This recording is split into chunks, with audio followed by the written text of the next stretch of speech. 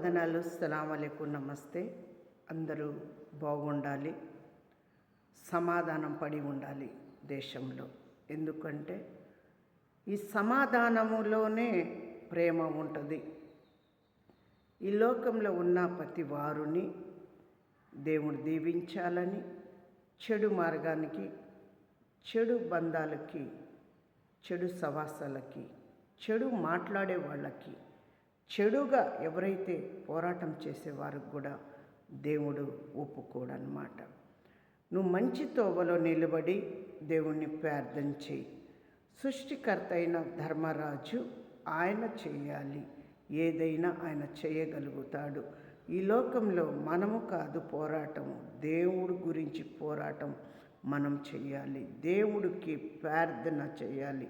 ఏ స్థలంలో అయితే చెడు జరుగుతుందో అక్కడ ప్రార్థన చేయాలి. ఏ మార్గంలో ఏ సాతాను శోధన ఉందో అక్కడ ప్రార్థన, ఎక్కడ ఏ శక్తులు ఉన్నాయో అక్కడ ప్రార్థన మనం చేస్తా పోతే అవన్నీ కూడా దేవుడు తీసేస్తాడు.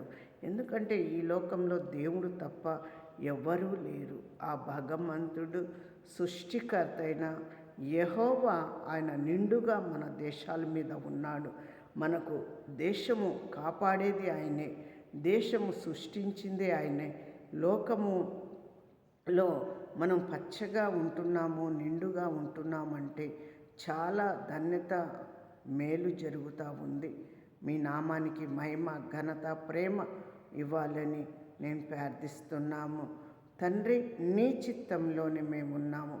నా దేవా, నా రక్షకుడా, గొప్ప దేవుడివై ఉన్నావు అయ్యా. ఈ లోకానికి కాపాడే దేవుడివై ఉన్నావు, రక్షించేవాడివై ఉన్నావు, చెడు తీసేసేవాడివై ఉన్నావు. ఎవరి దగ్గర ఏ చెడు ఉన్నా తండ్రి అయా బయలుపరిచే దేవుడివు. ఆ చెడుని అంతము చేసే మార్గం కూడా నీ కాడనే ఉంది ప్రభువా. తండ్రి, మంచివారుగా బతకాలి, మంచివారుగా నడవాలి, మంచివారుగా అయా యేసయ్య ఉండాలి. తండ్రి, నీ మార్గంలో నీ చిత్తంలోనే నాయన నీ పరలోకం రాజ్యముగా వారసులు కావాలని ప్రతి వారిని దీవించి బలపరచండి, భద్రపరచండి.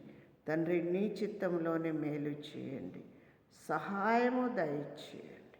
నమ్మదగ దేవుడివయ్య, యేసు నామములో అడిగి వేడుకుంటున్నాము తండ్రి. ఆమేన్, ఆమేన్.